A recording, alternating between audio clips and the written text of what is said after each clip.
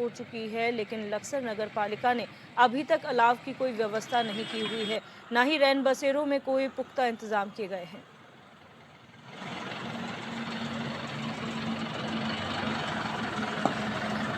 जैसे कि लक्सर में यहाँ पर रैन बसेरा की कोई व्यवस्था नहीं है, ना यहाँ पर रुका जा रहा है। आज ठंड को देखते हुए ना कोई अलाव की व्यवस्था है यहाँ पर। लक्सर में नगर पालिका की तरफ से कोई व्यवस्था नहीं हो रही है।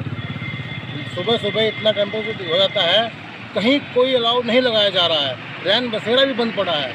मैं आपको एक वाक्य परसों का बता दूं, एक बुढ़िया यहाँ तड़पती फिरी थी, उसे कहीं रुकने का ठिकाना नहीं मिल रहा था। वो पुल के नीचे रुकी, पता नहीं जिंदी रही है मर गई। रैन बसेरों में ताले लगे पड़े। और गोविंद चौधरी हमारे संवाददाता हमारे साथ जुड़ चुके फोन लाइन पर। गोविंद, जानकारी चाहेंगे, क्या वजह है कि नगर पालिका ने इतने ठंड के बाद भी यहाँ पर व्यवस्थाएं नहीं की गई हैं? क्योंकि शुरुआत में जब हमने बात की थी तब ये हुआ था कि मौसम विभाग का पूर्वानुमान है, अब तैयारियां होंगी, लेकिन काफी समय बीत गया है, अब भी व्यवस्थाएं क्यों नहीं की गई हैं? बिल्कुल, देखिए दिव्या, लक्सर में जो है ठंड से आम जनमानस का बुरा हाल है, क्योंकि 3 दिनों से लगातार ठंड और कोहरे का जो कहर है वो लगातार यहाँ पर जारी है।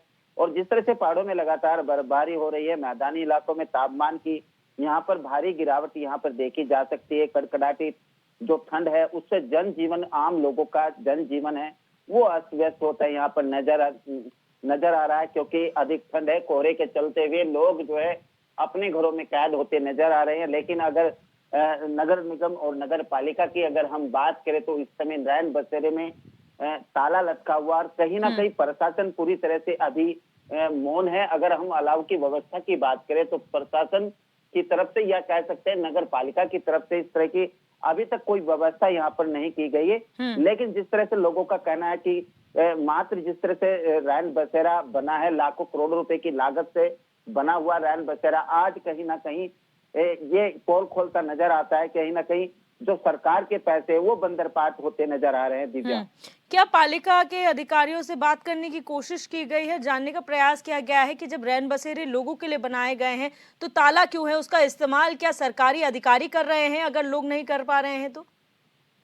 बिल्कुल, देखिए दिव्या, पूरे मामले पर अभी जो क्या कह सकते हैं कि नगर पालिका ईओ हो चाहे वो एसडीएम साहब हो, वो पूरी तरह से चुप्पी साधे हुए हैं। क्योंकि 3 दिनों से लगातार जिस तरह से ठंड है और लोगों के कपकपाती ठंड पे लोगों का जनजीवन अस्त व्यस्त होता नजर आ रहा है।